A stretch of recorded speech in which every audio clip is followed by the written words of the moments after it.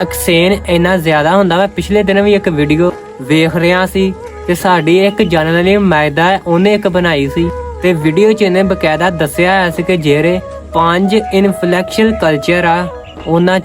'ਚ number 1 Italian culture ਹੈਗਾ ਵਾ ਤੇ ਔਰ ਉਹਦੀ ਵਜ੍ਹਾ ਵੀ ਇਹ ਵਾ ਕਿ ਉਹਨਾਂ ਨੇ 5 ਦੇ 5 ਕਲਚਰ USA ਵਾਲੇ ਕਲਚਰ ਯੂਰਪ 'ਚ ਆਏ ਸੀ ਤੇ ਉਹਨਾਂ ਦੀ ਵਜ੍ਹਾ ਵੀ ਇਹ ਵਾ ਕਿ ਇਹਨਾਂ 'ਚ ਕਲਚਰਲ ਐਕਸਚੇਂਜ ਇੰਨਾ ਵਾ ਕਿ ਲੋਕੀ ਇਹਦੇ 'ਚ ਆ ਜਾ ਸਕਦੇ ਆ, ਇੰਨਾ ਇਹਦੇ 'ਚ ਮੁਤਾਸਰ ਹੁੰਦੇ ਆ। ਤੇ ਸਾਡਾ ਪੰਜਾਬ ਦਾ ਅਗਰ ਸੌਫਟ ਬਾਰਡਰ ਨਹੀਂ ਹੋਏਗਾ ਤੇ ਸਾਡੀ ਅਗਰ ਰਹਿੰਦੀ ਖੁਦੀ ਪੰਜਾਬੀ ਹੈ ਨਾ ਉਹ ਵੀ ਖਤਮ ਹੋ ਜਾਏਗੀ। ਤੇ ਇਹਦਾ ਸਾਦਾ ਜਿਹਾ ਹੱਲ ਆ ਕਿ ਪੰਜਾਬ ਦੇ ਦਰਮਿਆਨ ਸੌਫਟ ਬਾਰਡਰ ਪੈਦਾ ਕੀਤਾ ਜਾਵੇ ਤਾਂ ਕਿ ਸਾਡੀਆਂ ਆਉਣ ਵਾਲੀ ਜਿਹੜੀਆਂ ਨਸਲਾਂ ਵਾ ਤੇ ਉਹ ਜਿਹੜੀਆਂ ਅਸੀਂ ਪਹਿਲੋਂ ਗਲਤੀਆਂ ਕਰ ਚੁੱਕੇ ਆ ਉਹਨਾਂ ਤੋਂ ਸਬਕ ਹਾਸਲ ਕਰਨ ਤੇ ਉਹਦੇ ਤੋਂ ਖਰਾਬ ਨਾ ਹੋ। ਕੋਈ ਬਣ ਗਿਆ ਰੌਣਕ ਪੱਖੀਆਂ ਦੀ, ਕੋਈ ਛੋੜ ਕੇ ਸ਼ੀਸ਼ ਮਹੱਲ ਚੱਲਿਆ, ਕੋਈ ਪੱਲਿਆ ਨਾਸ ਤੇ ਨਖਰਿਆਂ ਵਿੱਚ, ਕੋਈ ਗਰਮ